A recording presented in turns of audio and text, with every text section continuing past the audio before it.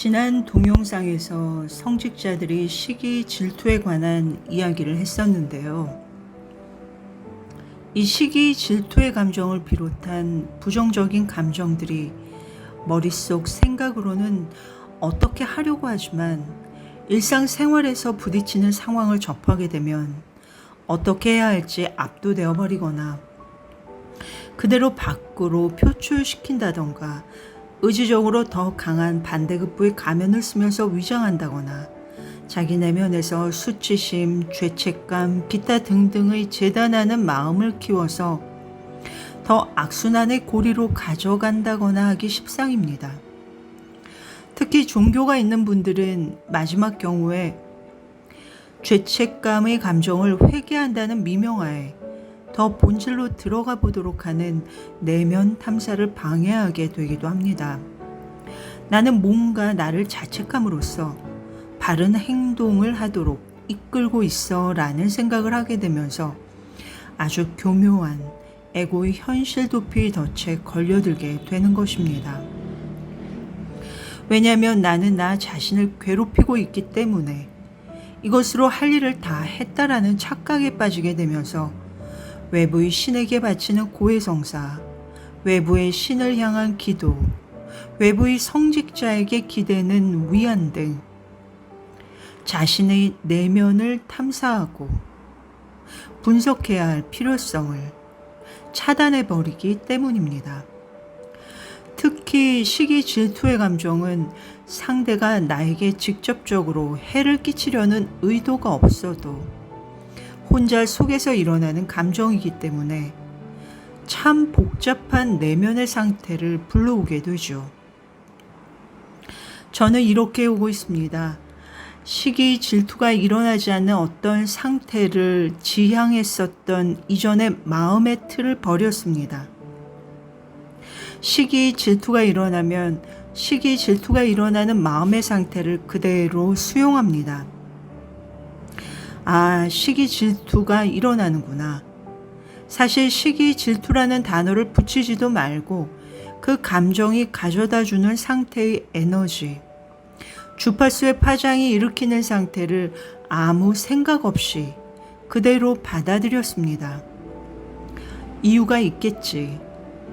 저 사람 때문에 이런 감정이 일어나는 것 같지만 더 깊이 들어가면 저 사람의 표면적인 이유와 상관없는 내 안의 세포 속 DNA 어딘가에서 이런 감정을 느끼게 만드는 감겨있는 어떤 뭔가가 있을 거야 라고 그냥 가만히 느끼고 스스로 그러한 에너지가 흘러나갈 때까지 가만히 있습니다.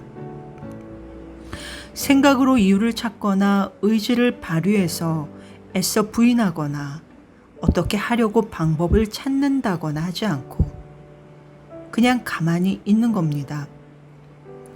이런 감정이 나를 찾아온 이유가 있을 테니까요.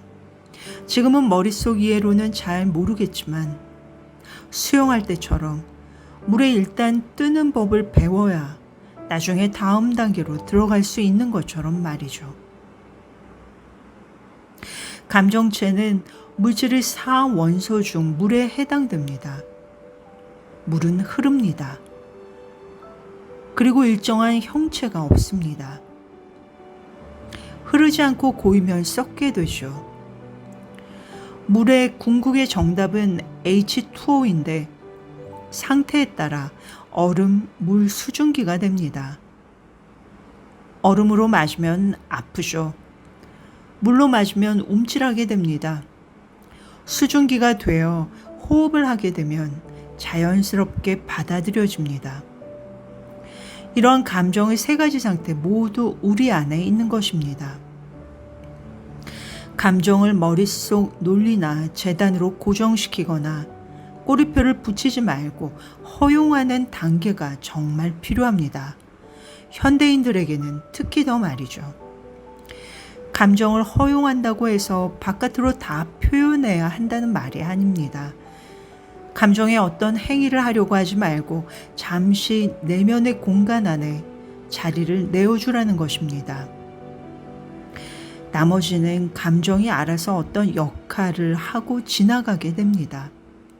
다만 우리의 머리가 해석해서 명확하게 이해하지 못한다는 것 뿐이죠. 그 자체를 받아들이면 됩니다. 심장이 내가 뛰라고 한다고 해서 뛰는 것이 아니고, 심장이 어떻게 뛰는지 알지 못한다고 해서 그 기능을 하는데 이상이 생기는 것이 아닌 것처럼 말이죠. 그냥 스르르 흘러왔다가 흘러나갈 때까지 개인마다 다 차이가 있겠지만, 혼자서 이러한 작업을 하기가 너무 힘들 때에는 주변에서 가이드가 가능한 안전하게 믿을 만한 사람들이 있는 장을 찾아보셔도 됩니다. 이것이 유전자키에서 말하는 비너스 시퀀스 작업이라고 할 수 있는데요. 관계에서 일어나는 나의 주요한 특성을 인식하기 시작하면서 삶에서 일어나는 상황과 맞물려 더 흡수시키고 더 인식해 나가다 보면 물의 상태가 그러하듯 감정의 상태 역시 저항하거나 거부하거나 말려들지 않으면서 호흡처럼 삶의 현장에서 자연스럽게 받아들여지는 때가 오게 됩니다. 그 모든 감정들을 말이죠. 그 과정은 모두 다 다르겠지만,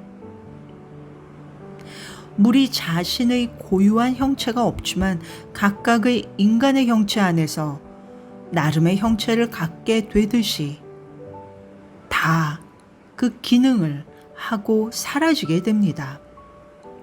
중요한 것은 생각으로 감정을 어떻게 하려고 하는 것에서 벗어나야 한다는 것입니다. 자기 전에 신체, 다시 말해서 머리의 기능 중 의식하는 부분이 최소화되고 다른 영역이 활성화되는 시간에 믿고 내어 맡기다 보면 그 다음 날이 되었을 때 반드시 상태의 변화가 일어납니다. 미묘한 변화라고 놓치거나 조급한 마음에 무시하지만 않는다면 말이죠. 그렇게 깊이 내 안에서 숙성시켜 나간 시기 질투의 감정은 분명히 나에게 커다란 창의적인 동력을 일으켜 새로운 힘으로 작용하게 되는 때가 옵니다. 감정은 포스, 완력의 힘이 아니라 이렇게 있는 그대로 허용하고 가슴, 심장으로 한 바퀴 돌려 내어 맡기는 수용의 과정을 거치게 되면 스트렝스, 창의적인 힘으로 변성이 일어나게 됩니다. 혼탁한 물이 수많은 돌, 모래 등의 필터를 거치게 되면 깨끗한 물로 정화되듯이 말이죠. 감정은 이렇게 물과 같습니다. 사람의 타고난 기질도 마찬가지이고 가지고 나온 특성은 바꿀 수 없지만 에너지의 맑고 흐림, 청탁은 우리의 선택 여하에 따라 달라지게 됩니다. 시기 질투를 비롯한 부정적인 감정에 대한 이런 자연의 순리에 맞는 반응하는 법을 터득하다 보면 이 모든 것들이 다 쓰여지는 곳이 있다는 것을 체감하게 되는 것 같습니다. 에너지의 상태에서 말이죠. 정신적, 도덕적으로 감정의 에너지를 다루려고 하다 보면, 그래서 제대로 잘 다루지 못했을 때 우리가 느끼는 묘한 감정들을 이야기해 볼까요? 왠지 착하기는 한데 답답하고, 성실한데 속 터지고, 믿을만 한데 같이 밥 먹긴 피곤하고, 변함없는데 왠지 짜증나게 하는 등 우리의 미묘한 이해하기 힘든 심리 상태를 느끼게 됩니다. 우리가 흔히 남녀 관계에서 착한 여자가 나쁜 남자에게 목매는 경우, 그 반대의 경우도 마찬가지고요. 뭔가 이상한 도덕과 감정의 묘한 괴리감을 느끼는 역설의 상황을 현실에서 접하게 되는 경우가 많이 있습니다. 뭔지는 잘 모르고 이해가 되질 않습니다. 묘한 역설, 논리적 설명, 지식으로는 접근할 수가 없는 영역이죠. 체험하는 것 외에는 달리 방법이 없습니다. 분명히 길은 있는데 물길이 있는 것도 같고 없는 것도 같기도 한 것처럼 그렇게 애매모호한 길이 있습니다. 감정의 역설, 물의 역설이라고 할 수 있을 것 같습니다.